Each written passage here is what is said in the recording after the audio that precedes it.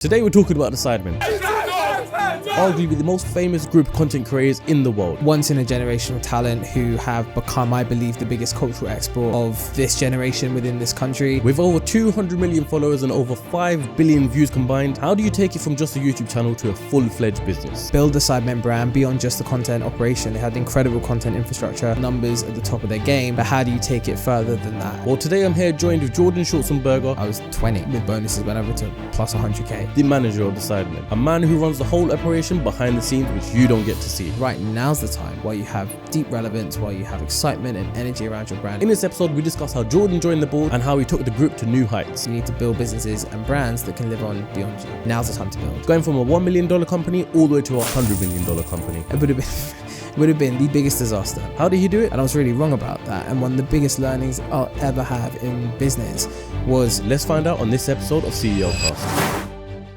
Looking good? You happy? Yeah, we're happy. Ready? Let's do it. Yeah. Sweet as Jordan, thank you very much for coming on CEOCAST. Pleasure. I appreciate you being here.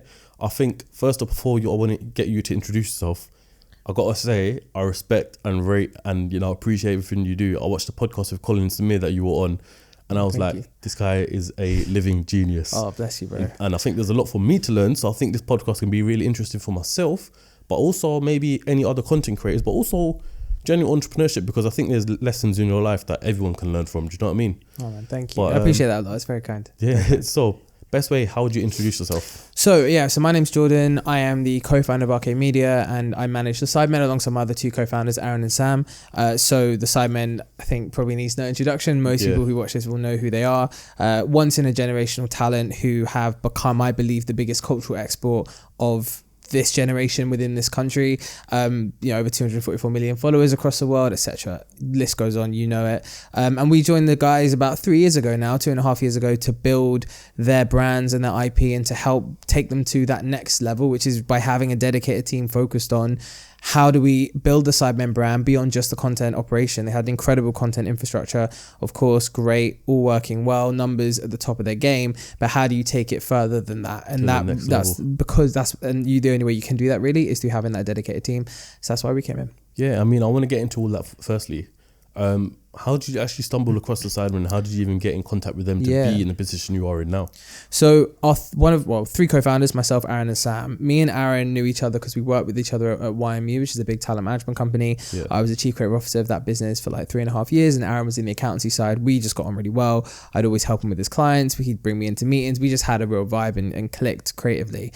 And then he ended up meeting Sam. And Sam Ewens is, I would say, the number one creator accountant in the country. He is really known as the YouTuber accountant in a way. Like Sam the accountant's his nickname. Everyone in the scene knows him because he set up Starbucks, which is a accountancy firm that sits within a bigger accountancy firm which services exclusively content creators and people who make money online. And that's everyone from the Sidemen, most of them individually, all the way through to other big management companies, to huge influencers across various different scenes. Most of the people in the UK space he represents from an accountancy perspective. So Sam has looked after the Sidemen on the money side for the last 8-9 years. Okay, so he's been looking after them for a while. Since very beginning. So he's known the ups and downs, he's seen the potential, and also maybe the mismanagement at times, the sort of the things which they could have done that they haven't. And he's always had this itch to go, right, how can I, as the accountant, as somebody who's been there, how can I maybe give them a little bit more than just the accountancy side? So then he came into contact with Aaron, they met, we then all came together as a three and proposed to the Sidemen a proposition which is a bit unique in the space. So we said, look, we will be exclusively focused on you. And we will look at building your world as your exclusive management to take you to that next level. And that's what we've done 3 years later. So if you're enjoying this podcast so far, make sure you drop a like and make sure you subscribe. The bigger the podcast gets, the bigger the guest can be. Without further ado, let's get straight back to the episode. Do you know what? It's interesting on Sam's behalf for what he's doing, because having spoken to several accountants myself, it's not so often that you come across an accountant that understands the whole YouTube content creator side of things. I've spoken to many accountants, they understand traditional business and they know what to do in terms of tax legislations and accountancy and all that sort of stuff. But when it comes to content creation, there's always kind of like a where are the lines of what you can do and what you can't do. So for sure, for what Sam's doing in itself, it's something that definitely a lot of content creators need. So 100%. And he, started when he was about 24, 23, something like that, maybe 25. So he was young. And his friend, one of his best friends from school, was Marcus Butler, big YouTuber at the time. And he's obviously still doing a lot of things now. But he was the sort of Sam's gateway into the world of YouTube. And Marcus was the person who told him YouTube is the next thing, you need to get on it. Back probably in 2013, 14, maybe, that kind of time. And then from there, he was just first in the door, and he knew the space, he understood it. And as you say, everyone in his firm thought he was crazy. Like, why are you setting up a YouTuber thing? What's YouTube? Like, is there even money here? And even at the time, there wasn't that much money. There was some starting to come in, but it wasn't, nowhere near the levels that you're at now. So he was really first in.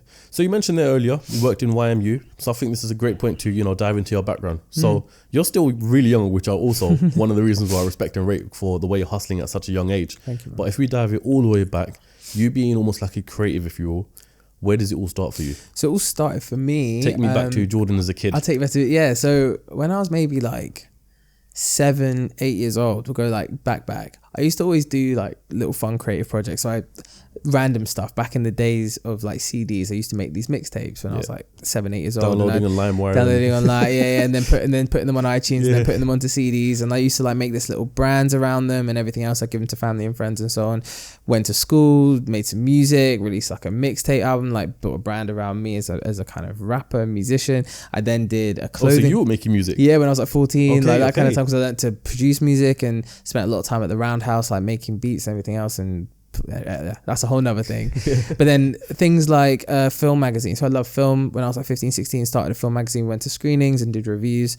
Started a clothing company called Black Mountain Clothing when I was like 17, that kind of age. So all the way through school, I was always doing like creative things. I just loved being creative and building brands. Like that was always my thing. I always felt like once you had a logo on something, it felt real. And I loved the idea of making something have an identity and coming to life. So that was all the way through school. And then when I was coming to the end of school, I just had this itch in my head where I was like, I cannot go to university for myself. I just can't do it. I know that this is the one thing that you're supposed to do, but a big part of me was just like, I can't bring myself to do it, because it felt like such an antithesis of everything that I had been doing, and the sort of energy, I guess the speed that I like to work, and the fact that I just like to get on and do stuff and be proactive. And university felt like a system. I didn't want to be stuck in that. Quick question, were you academically able to go to university? Yeah, so I got like I think my GCSEs was like 4 A stars, 5 A's and a B, and then A levels I think it was 4 A's and a B for AS, and then whatever, A star, A, B or something. So I was alright. It was alright. And so I had that there, and I had my offers. I got into my first choice, which was King's College, to study digital culture, but I really didn't want to go. And I remember towards the end of that time thinking, I need a way out. I need to find some kind of out from this system of university that I just knew was going to trap me for the next 4 years and be super expensive. So I spoke to a friend of mine called Noah, and he had done work experience at Vice, and Vice was the one company that I was like, I don't really know what's out there yet, because you don't when you're 17, but I knew that Vice were cool. Like at the time, 2015, they were doing good stuff, documentaries, like they were just an interesting, vibrant, culturally relevant business. So I decided to ask him for all of the emails of everyone at Vice. And I looked on the website and I found a job as a creative. I was like, junior creative. I was like, that is a sick job. You just get to be creative all day. Was it even me? I didn't even know what it meant. It just sounded attractive. Sounded cool. Sounded cool as a creative. It's like the best job in the world. Yeah. And and then you go up the ladder, you become creative director, and great, okay, I can try and do that. I just thought that's the job I want.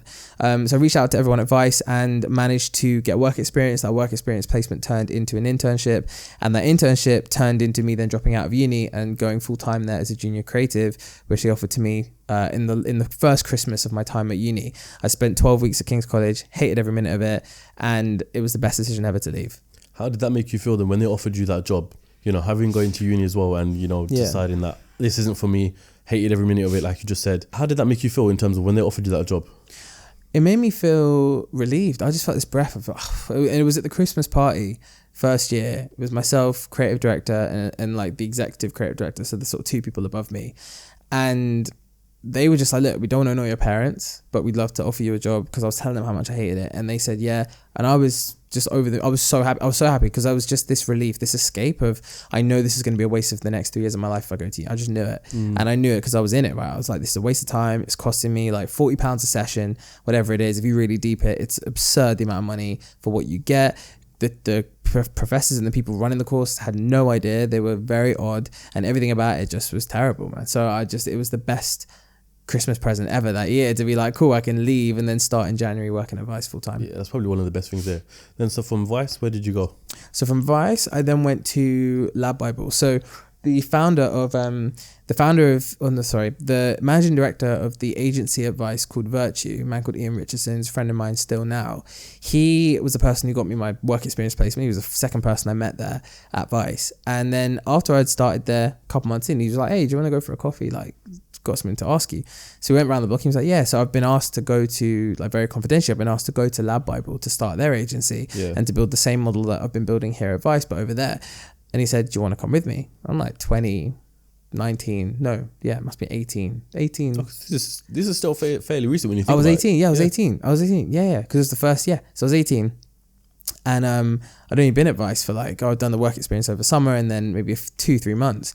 And I was like, yeah, why not? I knew LADbible, I knew the scale, I knew the size, I knew the opportunity. And to go with Ian, who I trusted, he was obviously very senior managing director of Vice's agency. I thought there's not really much risk here. Like, why not? And at that age, I think you have to take risks. You have to just be bold and go, right, well, if an opportunity presents itself and it feels right and the people around it are good, why not give it a go? And it felt like an easy win. I think everything in my life, to be honest, like looking back, every opportunity that I've taken has always felt like an easy win. It's felt like something that is gonna work out. Obviously, you have to put work in and smash it, but it's almost like the opportunity is an open goal if you make it work. That's always how I've looked at it, and LADbible was that for me. So I went over there to start the agency with Ian called what we ended up calling it Joyride. I was a creative strategist in that business. So going from 18, I was on like 18k at Vice to then 21k or something at Lad in the space of however long. I was like, okay, cool, this is moving now. So you started this agency within LADbible? Yeah, so Ian was like running it, and then I was a creative strategist within that agency. Okay. Junior creative strategist was my first role. And we worked with brands to basically help them to reach the LADbible audience, produce campaigns, work with all sorts of people. It was like so much fun being like 19, having that freedom, having that creativity. Like it was great. Yeah, I mean, I think because this is around the time where, brands started catching on to digital advertisements or, advertising via YouTube, sponsorships and all that sort of stuff. So you're getting a whole different influx of new brands and companies coming saying, this is a new thing that we're going to do for terms of marketing. Let's reach out to LADbible. Because correct me if I'm wrong, but LADbible, obviously you can advertise on there, but they also have different ventures of advertisement, right? Yeah, so Lad have a number of ways that brands can work with them, but the principal way is through branded content. So this was in the peak branded content era when it was just kicking off. I think it lasted maybe 2-3 years on sort of Facebook and Instagram predominantly, where brands would pay a company like LADbible to create ads for them through organic content, so videos that the LADbible audience will actually enjoy and love. Brands would pay them, and obviously LADbible would make a margin on both the production and then on the media to actually put it out there. So they would make good money, and you'd have a sort of 60-70% margin was the sort of target, and you would be quite aggressively pushing for that. So how do you then creatively make great content for relatively small budgets? Because even if the pot is 100k, well 60% of that's going into media, so you got 40k to play with. From that 40k you want to make a 70% margin, so you have to be really creative around your ideation, which was a lot of fun, and I loved that, and the challenge was great. The brands we worked with were brilliant, and I think we got that business up to maybe like 20 million rev per year after 2 or so years. I mean, LADbible was public now, so the numbers I think are there. Give me that. Thank you very much. Firewear Pizza, we love a Firewear Pizza around here. Make sure you get yours when you're watching CEOCAST as well. You can either order it, or they've got hundreds of stores around the UK, around the world. So chances are you've got a store near you, so you can either go there or pick it up, or go on firewear.co.uk and use the code in the description. You can get some good discount. But for now, we're going to have to resume this podcast in about 5 minutes, unfortunately. Sorry about that, but I'm starving right now and I need to eat. Make sure you lot eat as well. Look at the juice on the pizza. That's 10-10. I'll save this for after the podcast. So let's crack on. Let's get the show on road, and we can enjoy this together after. So it wasn't that long until it was really kicking on, and that's because the audience, you're reaching 50% of all 18 to 24 year olds in the UK. Yeah. And at the time, everyone was only on Instagram. There was no TikTok. There was none of that. So it was a pure Instagram dominated social economy where LADbible was literally number one. Instagram and Facebook, LADbible was number one. So it was like, why would I not go there? Yeah. Is Unilad part of LADbible? Yes, there's a whole. So Unilad got acquired by LADbible. I'll tell you this why in a second. Yeah, so the Unilad went into administration. LADbible then bought them, and then they basically merged two companies together.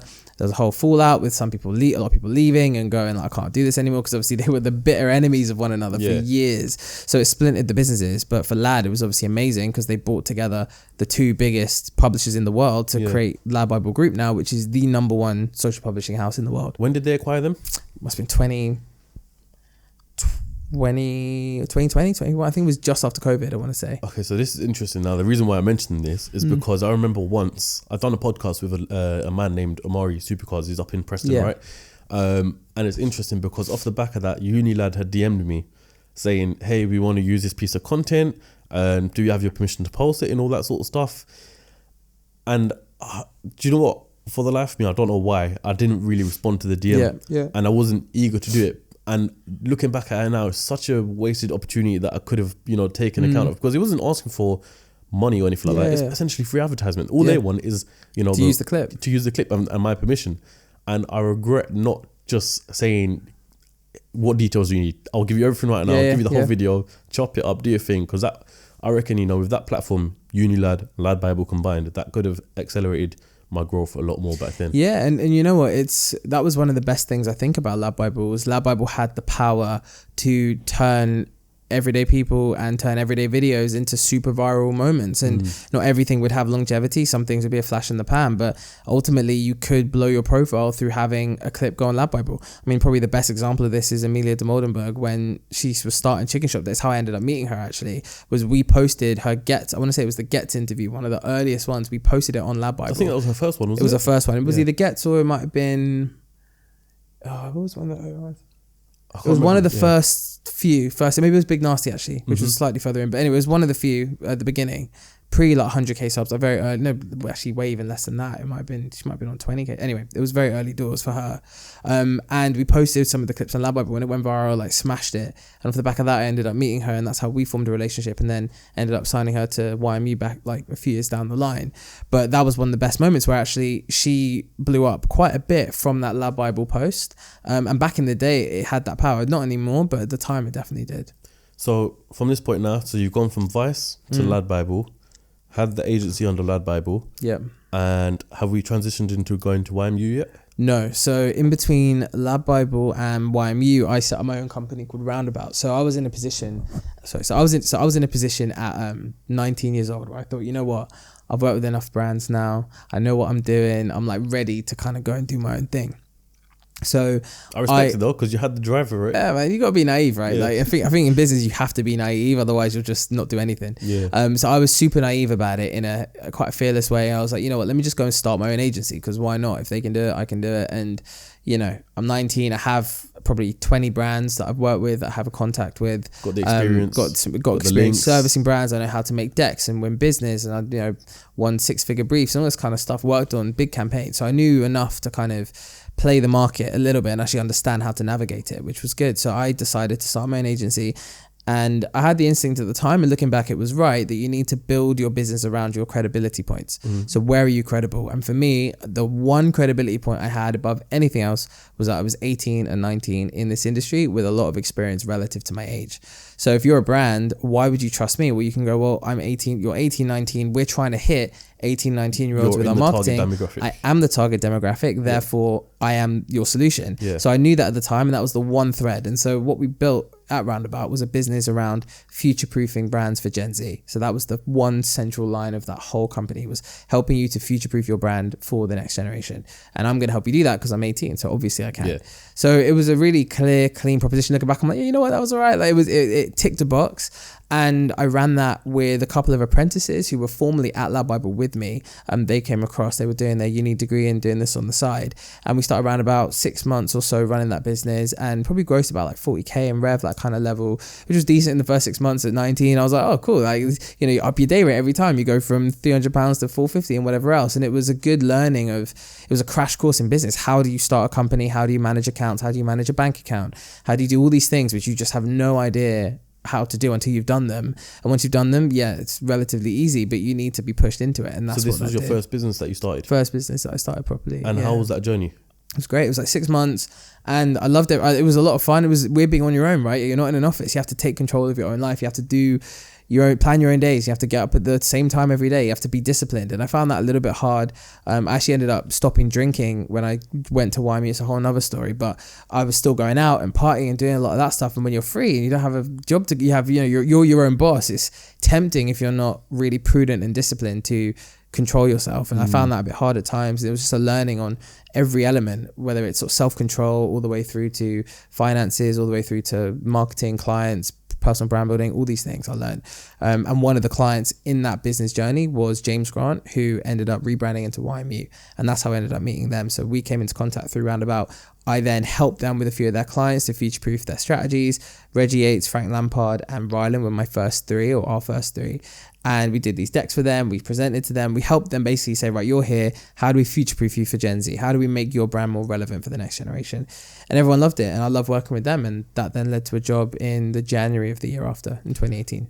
That is actually amazing, man. I commend you for that one. Thank you, bro. And I got to ask, so being, young and successful at this point, you're 19, 20 years old and you've started this company, which, as you said, generated 40K revenue in the first 6 months, right? Yeah. So that could easily get to someone's head. Now, I'll tell you from my experience, when I first started my business or joined a business and I started seeing some sort of financial gains from it, I didn't splash all of it. However, I had this mentality of, I can buy this because I can afford it. I can buy this or can do this because I can afford it. Did you ever stumble into the money problems in terms of how to control it?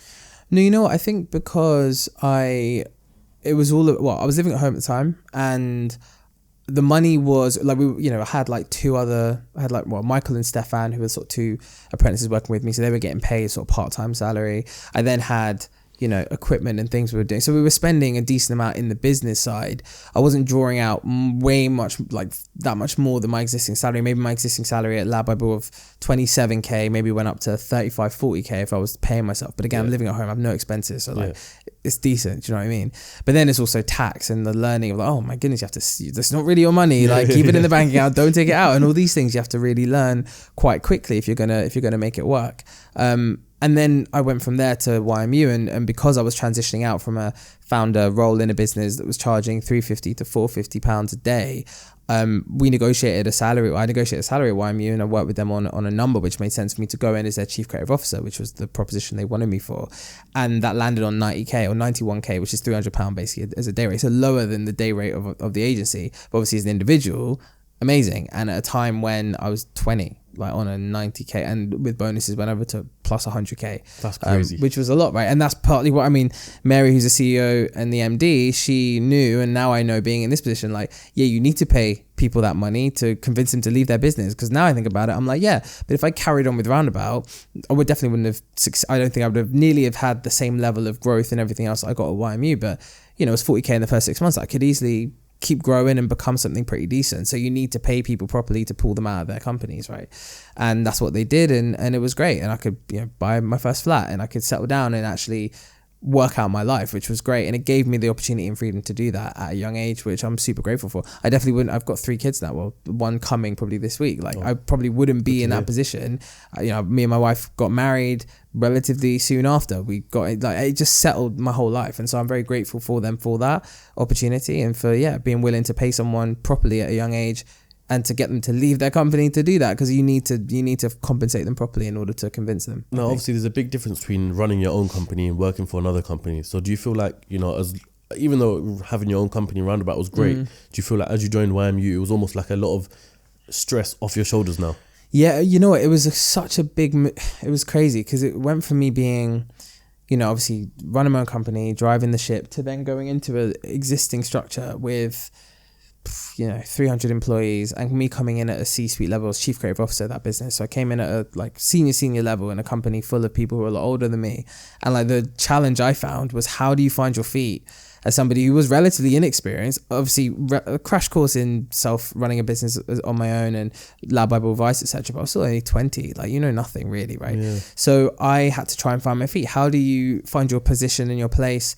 You've been given, you're being paid properly, you're in a senior position in a company or C-suite level. How do you do that at a young age? How do you keep your head in check in terms of, the flex of your position? How do you even stamp any authority in the company when you're so young. How do you do those things? It's really difficult because when you come in at a senior role, you're there to be to be the guy to run things and drive things. And I was really wrong about that. And one of the biggest learnings I'll ever have in business was going into my appraisal in the first year, and lots of great stuff had happened and things were going well. But Mary, who's like, mentor, like friend now, and she's CEO of the business now today, but she was managing director of entertainment. She sat me down. She was like, "You're coming across like arrogantly." Like she clearly, I didn't ask it, but she just was like very directly, like, "You're run people up the wrong way." And I was like, "Oh, damn, like I've never had that in my life before." And I think that was because I came in thinking I had to be a certain role rather than just provide value. And actually, when I learned that the key to success in a big corporate company is just provide value to everybody, add value continually. Don't worry about the flex. Don't worry about your position. Just add value and the rest will follow. Be collaborative. And she said one thing to me in that appraisal, which stuck with me, was just bring people with you. Because she knew that I wanted to run and drive and go 100 miles an hour. And I needed to slow down and bring people with me. And that's what I ended up doing. And from that moment on, my whole perspective on working with people in a big corporate environment or a small one completely changed. So I'm forever grateful for that advice. Bring people with you and don't feel like you have to play a role. Just be you and add value. Looking back at it, at what Mary said, would you agree with what she said? 100%. I think she was could not have been more spot on, which is also why I think, we all need to listen to people around us and have people around us who can be honest with us, because the more we do, the more we try, the more roles we play, the more companies we're in, the more we're going to make mistakes in terms of approach. And you have to make those mistakes in order to get better and improve. And I was 20 at the time, right? So what do I know? And you have to pretend if you have success young, or you're in a big role in a big company at a young age, there is this instinct to try and pretend to know it all, to pretend to be that guy, because you feel like you're compensating for your age and your lack of experience. And the reality is you don't need to. You just need to be yourself, add value, bring people with you. Yeah, I suppose you maybe have to feel like that, if you join a company where they want you to come and add your value, and your peers are, within their 30s or pushing to the 40s, it could kind of feel like, you got to earn your place. Even though they've wanted you to come and work there, you may feel like it's almost like a competitive environment between colleagues. Yeah, exactly. And, maybe some companies are. I think YME never was like that. I think they understood that my value was in the same value that I was proposing around about, which was to help future-proof this business, to help future-proof the clients, and to provide value with somebody who was 19, 20, in a traditional industry of TV. I mean, for those who don't know, I didn't really say this, but YMU, they're a big TV talent management company traditionally, and they expanded into, music and sport and other fields. So representing people like an Anton Deck, Holly Willoughby at the time, Frank Lampard, Steve Aoki over in the States, Blink-182, a whole myriad of people. Now they have people like Paris Hilton and, Simon Cowell, all sorts, but really established kind of traditional talent, if you will, has always been their thing, although they probably won't like that term, but that's always been their thing. That's what they're known for. And my job was to come in and help future-proof that. And I think we did a decent job.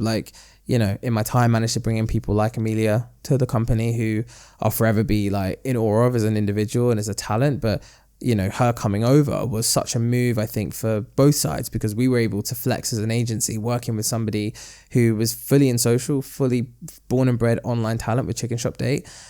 Could we do that? I played a sort of big role with her doing that, because I brought her in, I had the relationship, but also I was young enough and understood it enough to help push that on a little bit with her. So that was great. And then also people like Munya Chihuahua, who came into the agency, obviously had an amazing last few years. Again, how do you flex TV and some of those bigger opportunities with somebody who comes from Instagram predominantly and TikTok? And they've done a great job with him. Rebecca, who's his manager, came with him, and she's unbelievable. People like Zach and Jay, Woody and Kleiny, there's a whole list really. And it was great. I had such a good time at that business. I loved it. But it was the right time for me to leave when I did. So give me an example. You being in that job, let's just say Amelia, for example, because you brought her in, right? Yeah. So give me an example of how you would future-proof these talent.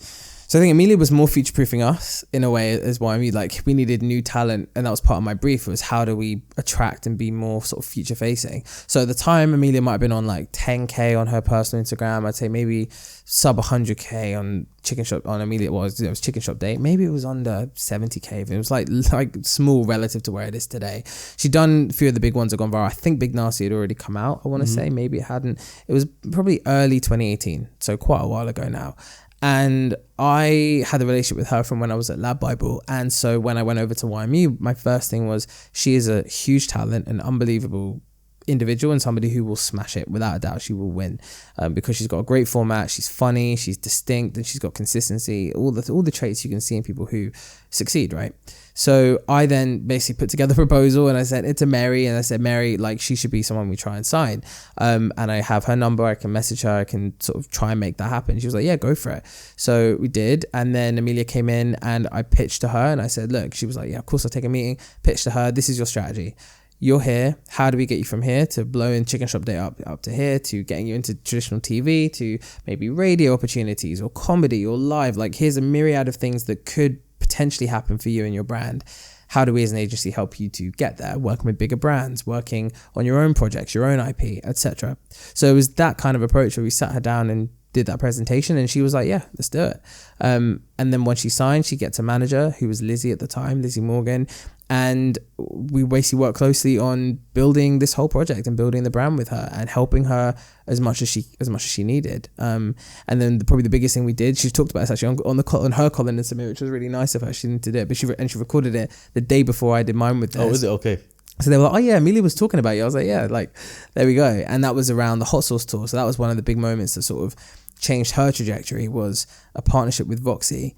That was a brief that we got into the agency that I was just like, yeah, why not? Let me shoot for it.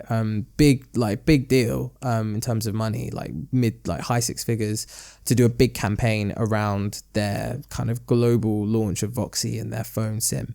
And Amelia being the sort of headline talent in that. And we won it. Like, I put together a proposal, we won it. And the whole premise was 3 shows in 3 cities with 3 artists, and then this whole narrative of videos that weave them together. And it was like super ambitious, massive project, like took a lot of time. We produced it all in-house as well. We did the LADbible model. Oh, is it? So Okay. we did the profit margin on production and then media budget. And I just like remembered a lot of that. So I put that together for them. They said yes. And so we had to then deliver it. And it took probably like 7 months. I was just like grinding it out on that project. But we got there in the end, and that gave Amelia enough funding, because we managed the profit margin well enough to then go and fund her Chicken Shop dates for however long. And it gave her also the ability to work with a big brand and to flex different things like live and put on big shows. And it was like the best brand partnership I've ever worked on, probably, or one of the best, because it kind of ticked every box as a good brand partnership should do. It should help talent to, move forward in their career strategically. It should give them a lift, and it should make them money. Yeah. And if you do both of those things, then you've ticked the boxes. Then you tick the boxes, yeah. So it sounds like you had a really, really good time, fun time at YMU. I loved it. And probably the biggest thing for me was learning and being a part of the sale of that business. So we sold for 300 million to Trilantic Europe. And this was like relatively soon after I came in, maybe a year after. I was like I was in the meeting selling the company with the CEO at the time, Neil, the head of M&A, and the head of North America. And I remember going around Mayfair, like going to these different private equity houses who were bidding on the company. We'd had these closed bids, we had the second bids, etc. And this was to buy off the previous owner, who were Metric Capital. And I'm like 20, but being in that room, watching a business, like pitching the creative side, I was the creative representative of the business, right? So I was doing the selling around, okay, this is, David Walliams, and this is how we work on a brand like David Walliams and how we add value creatively and strategically. And I remember at the time just being like, this is unreal. Like, what a learning, what an experience to be so close to the selling of a company at that level, and to then get insight into how it's done and how it works. And now I'm in a position as a business owner where I can look at it and go, cool, well, how do we take some of those learnings and put it to use for something for us as well? There's so much in there. And yeah, it was one of the best things I ever did. So I had an amazing time. And then obviously COVID hit, things kind of went west, but is what it is. So for everyone. I've got 2 questions off the back of this, yeah? Yeah. Number 1 being, this whole time, I suppose my first question should probably be, whilst you're working with Amelia and other big talents and getting these deals done and all that sort of stuff, was it ever in the back of your head to maybe continue doing it, but with Roundabout? Because there's one thing having a salary, like I said, comes down to business and salary. One thing having a salary, but then there's one thing having a business. Now, having a business, yes, it was doing 40k revenue in the first 6 months. However, in the long run, that sounds like it could have been an exponential business worth multi-millions, right? So there's that side of things. Before I ask you the second question.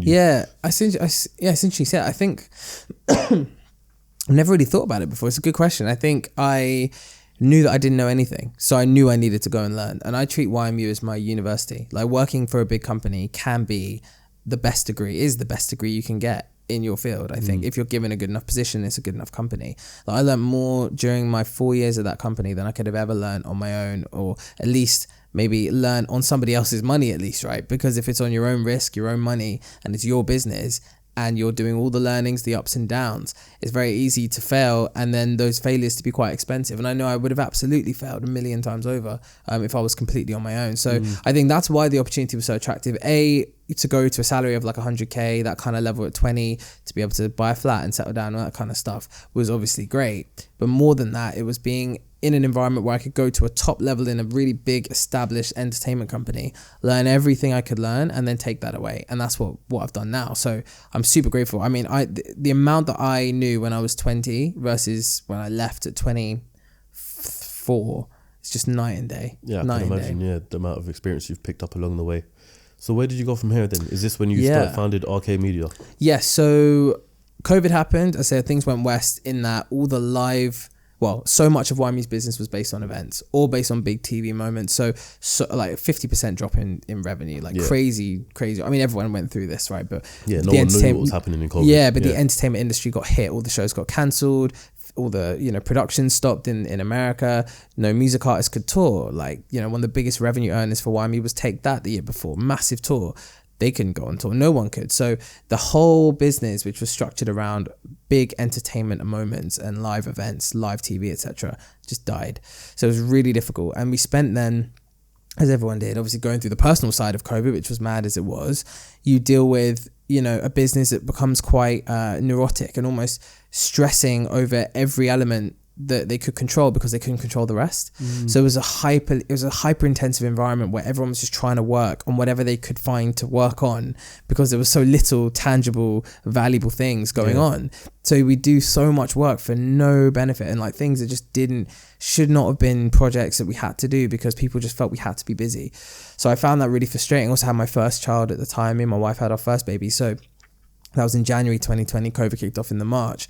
So then it was going through that, like being a dad for the first time and working, doing 6 board meetings a month, 2 hours each in like LA and here, like obviously over Zoom and stuff. But it's like wasted time and you're just not in control. And I think it really hammered to me how important being efficient is. Because we were so inefficient during COVID because of all the things going on, which again, there's no blame for anybody. It's just how it was at the time. I think everyone probably say, yeah, you know what? It was pretty messed up how much we were working and how little we were doing at the same time. So I got to the point where I said, you know what? If there's the opportunity to do something else, I will probably do it if there's something good enough. And lo and behold, that came. So the opportunity came when Aaron had gone off, started his own company, and then he connected me with Sam, as I said, and we came together all over Zoom to start Arcade. And at the time the idea was, can we go and pitch to people in Sam's roster? Maybe the Sidemen will say yes, maybe they won't. But if they won't, if they say no for whatever reason, well, we've got other talent here as well. Either way, we're going to do something together. And so when they said yes, it was like, great, notice in, let's get going. And then we started April 2021. Quick question, diving back. What did you do Roundabout? Did you sell it on or? I shut it down. Okay, wrote it off. Yeah, just closed it off. And that was, just shut it off. Because it was the 2 guys who I was doing it with. We basically had a conversation. I was like, guys, look, like, we're given this opportunity to go here. What do you guys want to do? Like, do you want to come with? Or do you want to go do your own thing? And both of them ended up doing really cool things off the back of it. Because we built up such a good network between us. We had, they were still at uni finishing their degree, right? So it was a perfect thing for them. They could do part-time job with me and get experience and get visibility and network. Get the degree as well. And get the degree as well. And then they could end up leaving and going full time, which is what both of them did. I think they both got pretty good jobs. So it worked out for all of us. Everyone was super happy when I moved in. It wasn't like there was anything weird with that. But yeah, just shut it down. Thought, you know what, it's cool. It was a vehicle to get me here. Yeah. But there's no sentimentality attached to it. Yeah, fairs. So coming to Arcade Media now that you'd set it up, I want to know, firstly, was Sidemen the first group or talent that you approached? Ooh, so Aaron had been managing Holly H, who is a TikToker. He'd been managing her. We stopped work with her, I think maybe a year and a half after, but he'd been managing her at the time. So the whole agreement with the Sidemen was Sidemen and Holly. Did we pitch to anybody else? We had a few conversations, but nothing super far down the line, because we knew that the Sidemen conversation was the one that mattered. And that ultimately, if they liked our vision and they bought into us as people, that would be our entire life. That would be everything. And that was a strategic decision that we made, because so many management companies, they go into management because they want to scale big rosters and build huge management companies for themselves. And of course, there's some need to do that. Businesses are businesses at the end of the day. Management businesses are companies. They need to scale and grow. That said, our philosophy, my philosophy, especially from being at YMU and seeing the problems with management that goes that way, that goes horizontally, is that often you can skim the surface, but you can never do anything meaningful.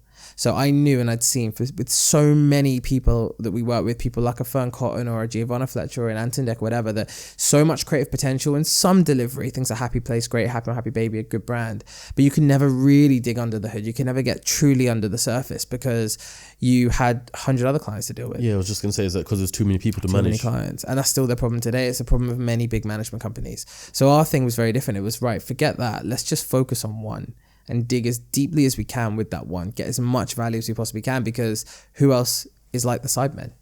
And that was what we knew, it's what we understood at the time, and we've been proven right. Who else is like them? No one can do what they do. And they're a once in a generation talent, which is why it's such a blessing to work with them, but also why it's been so much fun to do Sides, XX Vodka, all these different projects and things that we've done now. That's all been because they are just that incredible what they do. They are just that elite and just that big. So what was it that you pitched to them initially?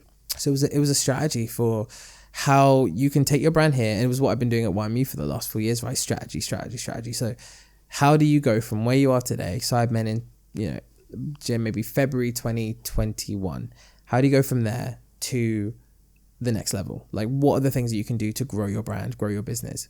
And that ranged from, I think with like 12 or 13 focus areas in there. So things that, that's how I structured the decks, like focus areas, about 12 or 13 of them, ranging from launching your own restaurant brand to launching an alcohol brand to, expanding into China and America and working with agency, all these different things. Books, which I didn't want to do, but all these things.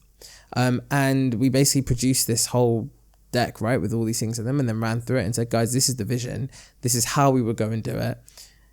And then from there, we asked them to vote on the ideas. So we put them all in a big spreadsheet, which I still have somewhere, which is like, right, every idea, all the focus areas, and then we put their names at the top. It's how they often vote on things. And they ranked them 0 to 10. And we then pumped out a list at the end that said, right, here are the 6 things that passed majority.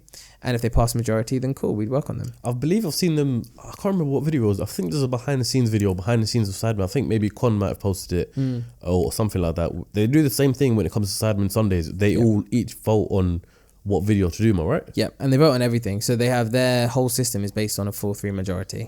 So 7 of them, it's a perfect split. It means that they have these sheets and we pump them out all the time. Big decisions, it's always, right, vote. What do you think? Vote. It's always down to the vote. Best way to do it. And it means that everything's clean, it's subjective. Yes, they have sort of, conversations about things and they may disagree, they may not.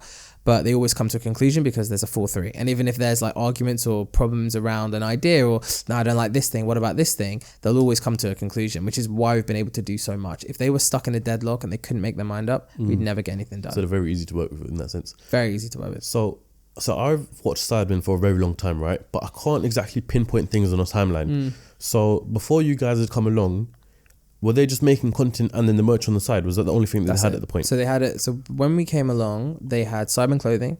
Great business, been doing its thing for a long time. Matt, MD of that business, fantastic job. He was there packing for them back in the Sidemen house, grew that out to a proper company, and now it's doing like amazing things, producing great clothes, like smashing it.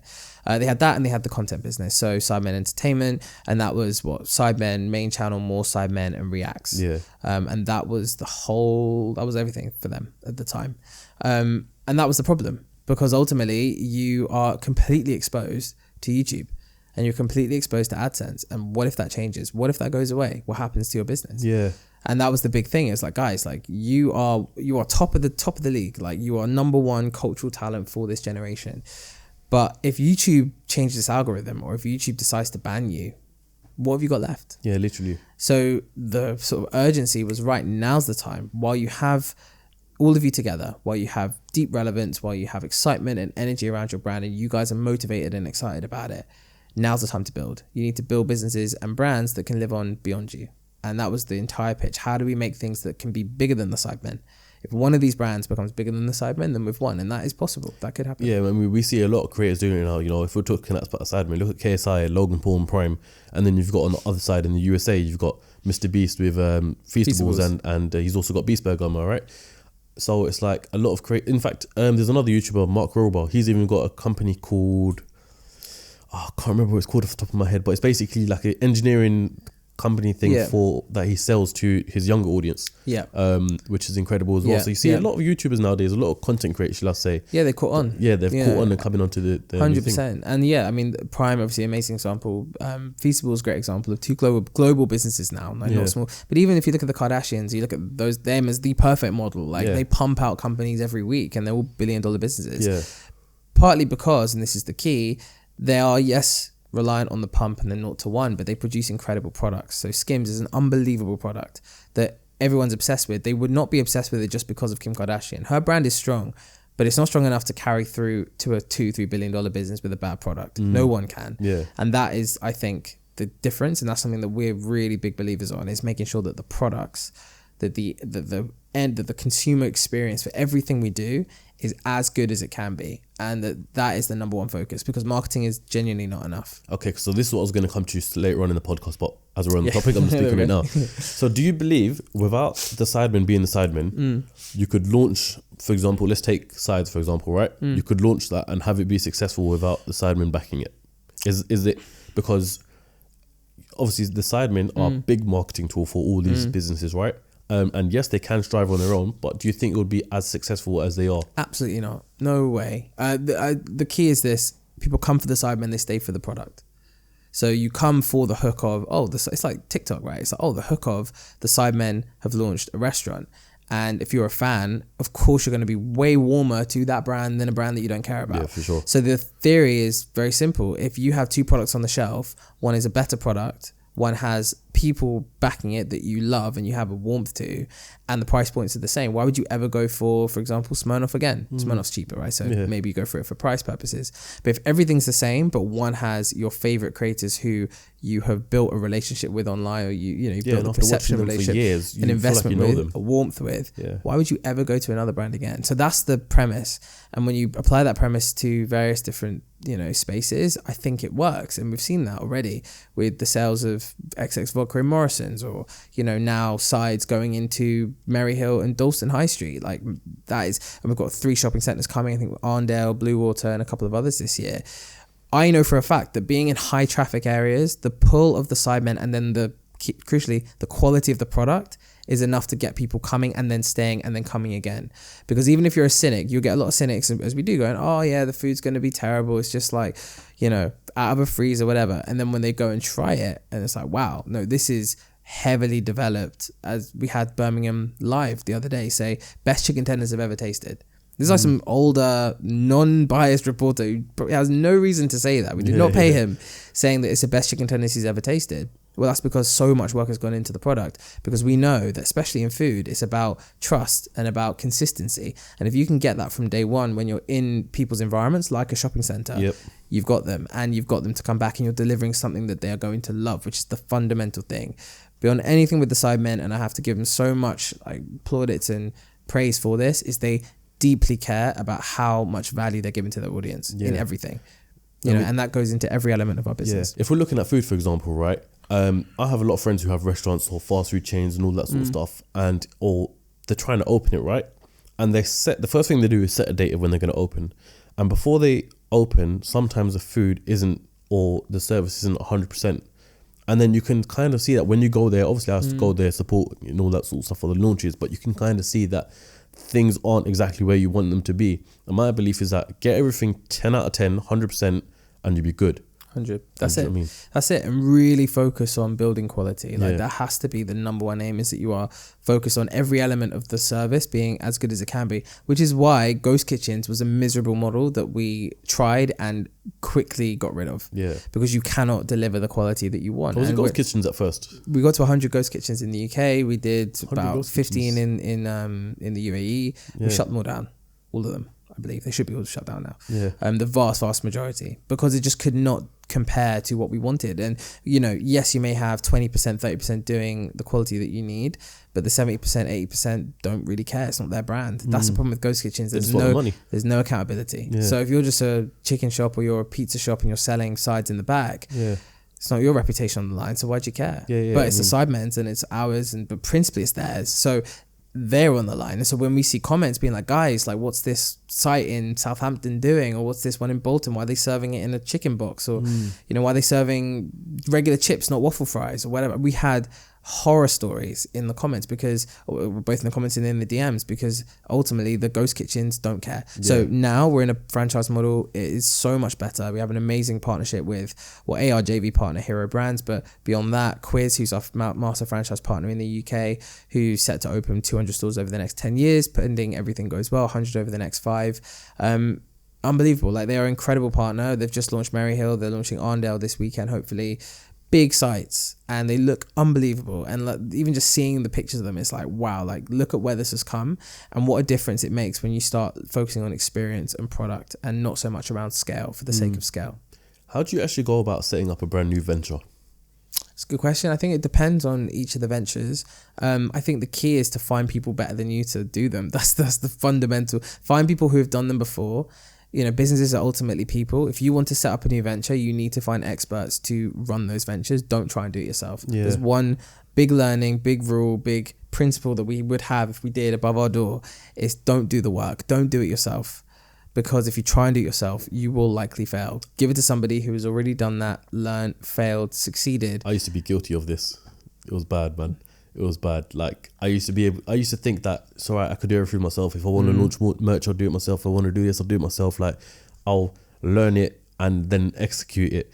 But sometimes the easier route and probably the most efficient and best route is to partner up with someone 100%. To actually do it. 100%. We're massive believers in that. I, on a personal level, deeply believe in that principle that you should focus on what you are best at. Stay in your lane. Be world-class where you're world-class. Don't try and be world-class where you're not. You don't have to be amazing at everything. In fact, the skill is more about coordination. How do you bring great people in? How do you become the puppet master, if you will, or how do you become the conductor of an orchestra of amazing talent, rather than how do you try and do it yourself?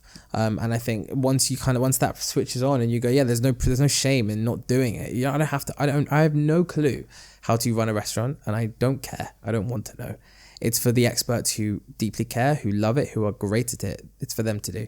And it'd be a disservice. How could me, Aaron and Sam ever think we'd even try and operate one of these things ourselves? And at one point we actually did. Did you? Yeah. Bro, we had the lease. I said this on Colin and Samir, I think. We had the lease and the DocuSign ready for a one ghost kitchen site near Borough Market. Okay, yeah. That we had a chef. It would have been the biggest disaster. And then, look, providentially we met Robin, who is now the CEO, and he basically said, look, like, we have an opportunity to do this together. We have the resources, infrastructure. We do German Madonna Kebab already. It's a huge success, the fastest growing food brand of 2021 in the UK. Let's do it for you and let's do it together. So we did that, and it was the best thing ever. But it was literally the day after I got that DocuSign. That's crazy. So each venture has its own CEO. Vodka and Sides, Robin does both now. Yeah. And I suppose it kind of goes hand in hand. Yeah, exactly. And they're similar, but also he's unbelievable. Like, he's a real superstar entrepreneur and talent. Beyond him, yes, we have, for Side Plus, that's run by Victor, who's our managing director of sort of Arcade, but really kind of Sidemen Entertainment. He looks after the whole operation. He's their head of content. So he looks after Side Plus and has a team underneath him. Quick one, was Side Plus also something that you pitched into them in the beginning as well? Is it something they had thought about before? Or? Yeah, I mean, it'd been an idea on a list, but I think it hadn't been something they conceptualized and made tangible, right? Because the membership club's a scary thing, because you're like, whoa, okay, we're gonna be charging our audience for this. Like, something I've thought about as well, to be fair. Yeah, it's like, how do you do that well? And the key is provide an abundance of value that no one can ever complain about the price.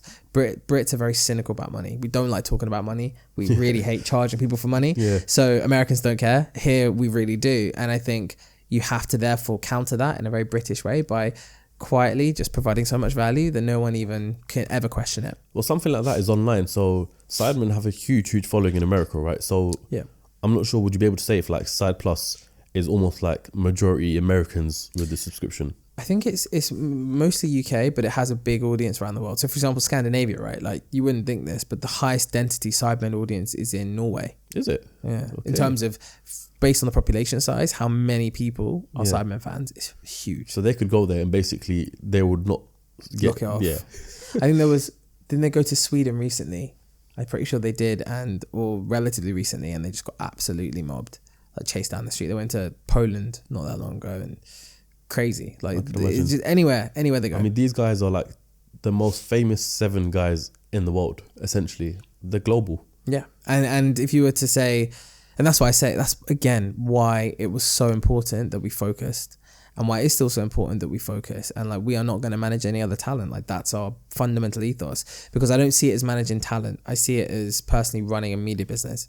So I see we're the 3 CEOs or whatever, if you will, CFO, Chief Creative Officer, whatever, of Sidemen's media business. And they're not even just media, they're Sidemen, the Sidemen business, the Sidemen business empire, whatever you want to call it. Sidemen Inc. We are running that. So it's not managing talent, it's a much bigger thing, which is where it gets super exciting. And that's where I say now to any upcoming talent managers or people who are looking to build in the sort of executive side of entertainment, you have to think about the biggest picture you can, the biggest opportunity, because there's too much noise, there's too much saturation. As I call it, the creative working class is bigger than ever, right? And as a result, you need to try and focus your value on those who have potential to be in the top class of creator, which is harder now than ever before. So here's what I really want to understand after all that. Yeah, I like I said, I respect what you're doing and all that sort of stuff. And I wish I really had someone like you in my team, right? So the reason I'm going to ask you this, why is it that you work exclusively with the Sidemen? I understand why, but what I want to know is, why don't you work with other content creators as well? Because if you look at it monetary, you can kind of use the same techniques, same skills and everything like that, and earn double.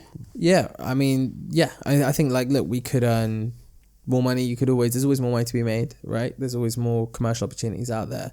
The biggest thing for me and for Sam and for Aaron is just focus. It's like, I feel like we owe them to give them an unbelievable service and to really build these things to the point where they are running as independent ships, and they are controlled, and they are on track to smash it long term for them, for all of them. And I think the other thing is, you can always go deeper. There's always more projects. There's always more stuff, because you've got such a huge brand and an amazing community of people who love the Sidemen and love what they do. There's always more. There's more value to be added, and that's the key for us. Is to add as much value as we can. I've always said this: as much value as we can to the fan base and to as many people as possible. Access and value are the 2 big tenets of our strategy, right? And there's always more value to be added. There's always more fans to reach. So until that is truly done, I think we are, from a management perspective, very focused on them. And okay, so like, I'm going to talk to you about it from my perspective, right? So I'm kind of at the level now where I feel like I need someone on my team to it kind of almost like the Sidemen, different ventures, going to like live events, going to merch, going to this, going to that. And obviously, coming back to the point we were talking about earlier, you can't do everything on your own. And I'm happy to do 50% of, it's better to have 50% of something than 0% of nothing, right? Or 100% of nothing, shall I say.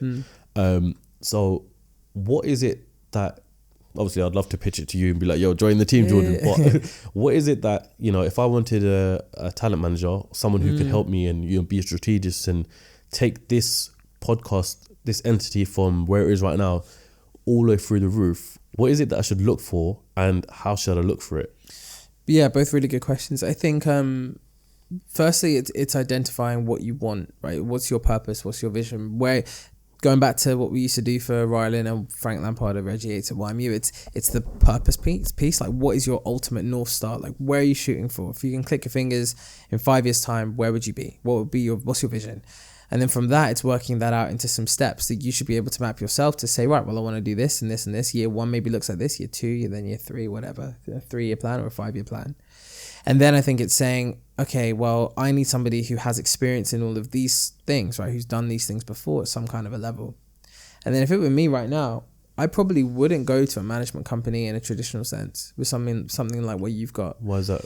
Because I think you are building something bigger than, I wouldn't say you are isolated as talent in the same way that the Sidemen aren't. I think you're building a brand here. Like, you're building something bigger. Some people are just, I'm a personality-led brand. I want brand deals. I want speaking opportunities, and maybe I want TV. Cool. And maybe that's your vision. Again, maybe you want to be a host. Maybe you want to be a presenter. Maybe you want to move out into building your own personal brand more than CEOCAST. But because you've got a very strong entrepreneurial business brand with CEOCAST, I think it's around how you recruit a CEO of that business. A managing director, you the owner, who's your MD? So I always say to create, it's like, who's your MD? Who's running your ship? Because you cannot do both. It's funny because I have thought about this for a long time. CEOCAST needs its own CEO now. Like, it's got to that point where I can't do everything. Yeah. I do everything you see here right now. Obviously, there's no other team here. Backbone structure, I'm doing it all. I have a couple of freelancers here and there, but majority of it, I'm doing it all. And it's just right now, it's becoming to a point where it's too much on my plate. That's it. And it becomes very, very, very stressful. That's it. And you need, there's no shame in delegating. It's the best skill any of us can learn, is to delegate and to bring people with us. And I think the key of leadership, talking about CEOCAST, what defines great leaders is the ability to galvanize other people, is to bring people on a vision and a journey, which is why having that purpose is the number one thing you can have. And most people forget it. They don't even think about, okay, what's my vision? What's my reason for existing? And if you can't nail that, then why would anyone want to join you? Why would anyone want to be a part of this? Which is why, again, with the Sidemen, same principle. The first thing we did was, right, this is your North Star. This is where you guys want to be. You want to build the biggest entertainment brand to bring joy to as many people in the world as you can. Something along those lines. It was in the deck. And these are your values. Okay, cool. Well, you have that. Everyone's shooting to the same goal. Everyone's singing from the same hymn sheet. And it's so important to have that. So for you, I think it's that piece on, what do I want out of this? Really, where do I want to go? And how do I build something bigger than myself? For example, Diary of a CEO, right? Obviously, incredible success, smashed it. Steven's done this really well. And you speak to his team, they're galvanized by the mission that they want to, it's not about him per se. It's about what the show represents to so many people as this archive and this resource of deep thinking and great minds and life-changing episodes which help to change my perspective, well, not necessarily me, but one's perspective on their own life and their own decision-making. And, Grace, who's the marketing director, she was on my podcast the other day, and she was saying how, we live for those moments where we get a DM from someone saying, I just changed my life and did this thing, and I left a terrible relationship, or I left an awful job, or I did this or whatever, because I was inspired by what I saw on the show. So yes, Steven is the catalyst and the personal brand that is the magnet. But in reality, Diary of a CEO represents so much more than Steven. And that's why the team he has are so world-class, which is why they've had the success. Because they're galvanized by a bigger mission. And because of that bigger mission, they all show up every day knowing it's not for Steven. They wouldn't do it for him necessarily. They wouldn't do it for me. They wouldn't do it for you necessarily. It has to be bigger than that. Yeah. Which is why I think for you, it's the same premise. What's my purpose? What's my North Star? How do I create a really sharp, firing line as to where I want to go? And how do I then find people who want to share that journey with me? So how would I find someone then? LinkedIn. Yep. I would say Twitter, Instagram, your followers, people you have in your network. I put it out. I'm looking for a CEO for CEOCAST. Do a video. That's funny. And put an application in. What I would do is I'd do a whole campaign around CEOCAST needs a CEO. Taking applications. I want someone to come on the journey with me. From a budget perspective, it might mean, carving out a decent proportion of equity, and you're vesting it over a period of time. It's probably the structure I'd use. 20%. Give people good amount of gifts. They are good. Give people money, because I was just gonna ask, how does one afford a CEO? If the company or if the entity, the channel where it is right now can't afford a CEO.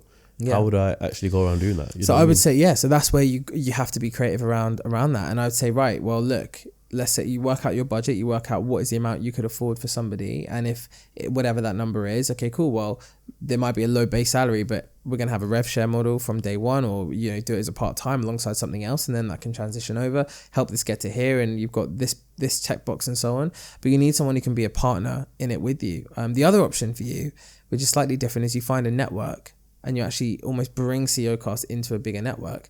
That's the other way that could be interesting. What do you mean by that exactly? So, for example, you go to Barstool Sports have their network. I'm not saying Barstool, but let's say Barstool Sports have their network. The Fellas Studios have their network. You speak to Cal and be like, I have my show. It's obviously very successful, but I need help and structure and support, and I want someone to help me grow it. Would you be interested? People like that, people like Calfreezy and what him and Chip are doing at the Feather Studios, perfect incubation. What Stu Upload's doing, same thing. Got the Chunks and Philly show, great. Like there are people out there who are great at building these brands and these shows, who I would say should be first on the list alongside the two routes. See if you can find a CEO who's willing to go on that journey. Harder, obviously. You need someone with either savings or somebody who's willing to go on that longer journey, but for bigger reward. Or you go down the route of incubation into a bigger entity. The other way is you raise money and you say, look, well, take a Vuture deal. So Vuture, I don't know if you know them, but they provide people with funding based on their AdSense revenue. So you can look at your AdSense revenue and say, right, this is our revenue. They'll put it through their calculator and say, right, well, we'll give you X amount up front because we're going to guarantee this, and then a little bit of an uplift for us. Yeah. You have to keep to a schedule, so it's good. It keeps you on track, but also it helps you to afford your CEO. Yeah. I mean, fortunately enough, I kind of recognized and kind of understood early that I didn't want CEOCAST to, pay for my life, because that would stress me out a lot. I knew from early I didn't want to rely on AdSense sponsors, right? So, in the beginning, when I did start earning, I started investing it straight away, buying assets or investing into other things. So, fortunately, I'm not that, not to say not bothered about the money that comes from it, but it's not something. It's a bonus. It's a bonus. Exactly that. So it's kind of, in a sense, what I'm trying to say is that I can survive with paying someone else and all that sort of stuff, because if that means that, because the way I look at it as well, right? Let's just say, for hypothetically, a good example right now, £1,000 all on my own. But then if I have a CEO that I pay whatever it is a month, that they can take that £1,000 to maybe £10,000 a month, which is then obviously the whole point of having a CEO in the first place. 100%. And that's where, again, if you can align them with the vision, with the finances, you can make them motivated and excited and want to show up every day and smash it with you, then you've won. I think the key is, how do you afford them? There are different routes: financing through a Vuture or a Spotter or one of those deals, incubation, and you bring it into another bigger entity and it becomes a show on their roster, and you retain your good ownership in the brand, but you have the support structure around you to help you with that. Those are probably the main routes, and I think there are options there because you have something so good. So yeah. No, I appreciate it. Listen, if you're that CEO who's watching right now and you want to come on the team, join now. I'm going to put an email here right now, so make sure you message. Any final words from yourself, Jordan? No, bro, this has been a pleasure. Thank you so much for having me. Thanks for coming on, Jordan, bro. I appreciate it. Man, love it. And if people want to find you, where can they do so? My last name is very distinct, so it will come up. Jordan Schwarzenberger, so SCHWARZENBERGER. Where does the name originate from? German name. Okay. It's like so German, and I'm just so not German, so it's really weird. But anyway, that's the name. Find me on everything. Type in manager of the Sidemen as well. It should come up too. Yeah, sweet as. Like, comment, subscribe. Comment your feedback. That's it. Let us know what you thought of the episode, and make sure you give Jordan a follow. Until then, I'll catch you on the next episode of CEOCAST next Sunday. Peace. Sweet as. Great. Was that good, man? Yeah, that was good, man. I appreciate it. Thank you for tuning into this episode. If you want to watch another one that you may like, make sure you click up here. Or if you want to check out the playlist for the other podcasts, make sure you click here. And click up here to subscribe to CEOCAST.